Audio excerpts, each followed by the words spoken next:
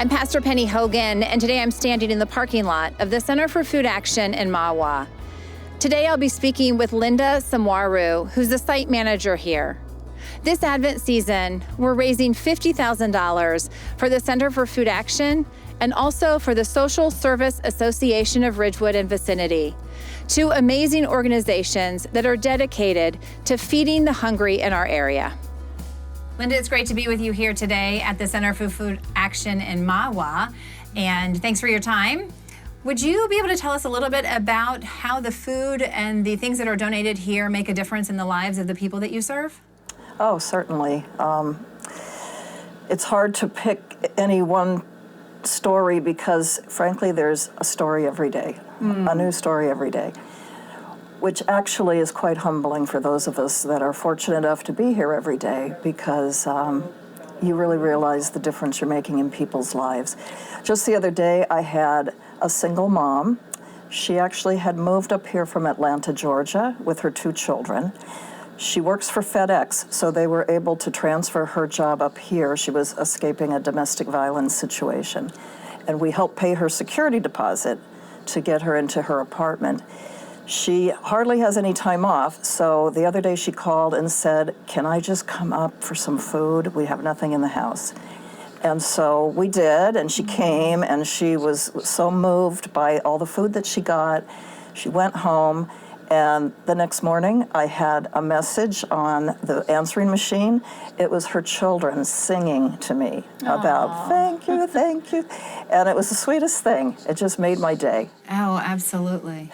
And then, we have a lot of elderly people that are seniors that are up in this area. For some of them, they're shut in. They can't get here to pick up food, so we started doing deliveries, and that was a great service we were to be able to offer. We also have a person that we used to serve, a former client. She was able to get a job, and she got a job at a local restaurant. She talked to the manager there and called me and said, "Listen, the manager has agreed to donate all of our extra bread every day if I'll personally bring it up." So she's actually coming today. She's going to pick up the bread and bring it up here, and it just made her so happy to be able to be back on her feet and help others. So That's wonderful. Thank you for sharing that story with us. Are there any other stories you'd like to add? Well, I'm going to tell you a story, and this just happened the other day. I have a woman who is a single mom. She's living in the Bronx, and she called me looking for help to move out of the Bronx into New Jersey with her children because the apartment they were living in was so, she sent me pictures actually, it was very disgusting. There were drug transactions happening right outside her door. The apartment itself was full of mold and rodents, and it was a horrible situation. And she didn't even really know where to turn. And when we were able to do this for her, she was so ecstatic. It was just such a wonderful feeling to be able to give this family a new life and a second chance, So Absolutely. That kind of stuff happens every day. And without the support of the community, we wouldn't be able to do what we do to help people.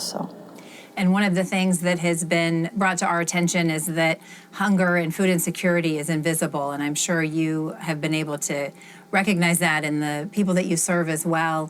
Are there any other stories you'd like to share with us today to help us understand those that you're serving and recognizing we're a regional church, so we have members all throughout Bergen County, and I know you serve the area as well? Yes. Yeah, it's funny you should say that because especially this area up here, people are shocked that their neighbors would have a need to come to a food pantry. This is one of the probably wealthiest counties in the whole United States, and yet I can tell you we have clients that come from every single town. And it's not necessarily that they're chronically poor, but something happens in their life. Somebody gets sick, somebody gets divorced, somebody loses their job and they can no longer afford their mortgages. And so it's incredible. It is invisible, especially up in this area, because people don't understand that stuff happens to people in their lives and they need somewhere to turn. Absolutely. So this is a perfect time now to introduce you to Gloria and Dory, two people that can tell you how CFA has influenced their lives from their own personal experiences.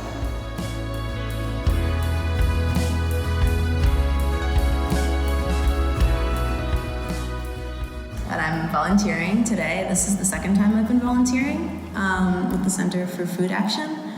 It's kind of near and dear to my heart, especially as I've gotten older, because when I was younger, when I was a teenager and my siblings were younger, we benefited from visiting the Center for Food Action.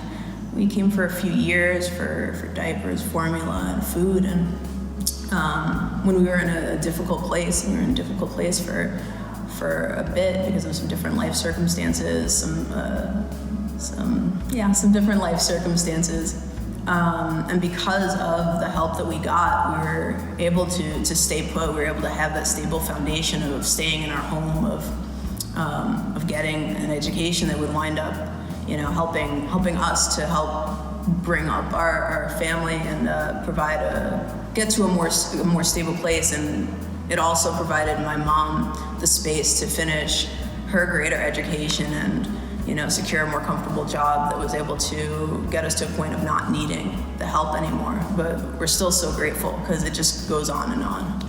My name is Dory and I live in Teaneck, and I've been a client for about 3 years now. This really helped me because my husband passed away. The people here are very friendly, everybody is helpful, everybody is polite.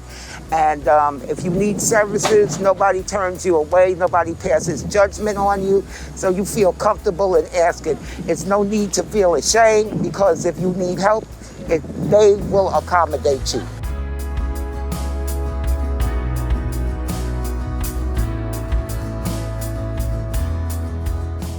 As you have heard, the Center for Food Action has a lot of work to do and needs our help.